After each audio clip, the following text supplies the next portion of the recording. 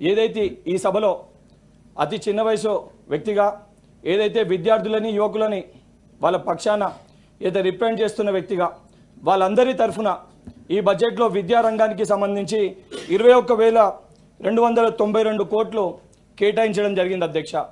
దానితో పాటు ముఖ్యంగా గత 10 ఏళ్లుగా ఏదైతే యూనివర్సిటీలు ఏవైతే తెలంగాణ రాష్ట్రంలో ఉన్నాయో ఆ యూనివర్సిటీల గురించి ఆలోచన లేకుండా వాటికి నిధులు కేటాయించకుండా కేవలము ఏదైతే రాజకీయాలకి మటుకే యూనివర్సిటీలని వాడుకోవడం జరిగింది అధ్యక్ష. కానీ ఈసారి ఉస్మానియా యూనివర్సిటీకి 100 కోట్లు, మహిళా యూనివర్సిటీకి 100 కోట్లు, ఇతర తెలంగాణ యూనివర్సిటీలకి 300 కోట్లు కేటాయించి యూనివర్సిటీ ఏదైతే దానికి సంబంధించి బలపరచనీకి దాన్ని మెరుగుపరచనీకి ఈ నిధులు కేటాయించడంతో ఈ ప్రభుత్వానికి యూనివర్సిటీపై ఉన్న చిత్తశుద్ధి ఏ విధంగా ఉందో చాలా స్పష్టంగా కనబడుతుంది అధ్యక్ష. దానికి ఏదైతే విద్యార్థుల తరఫున యువకుల పక్షాన ఏదైతే ప్రభుత్వానికి గౌరవ ముఖ్యమంత్రి గారికి అదేవిధంగా బట్టి విక్రమార్క గారికి కృతజ్ఞతలు తెలియజేస్తున్నా.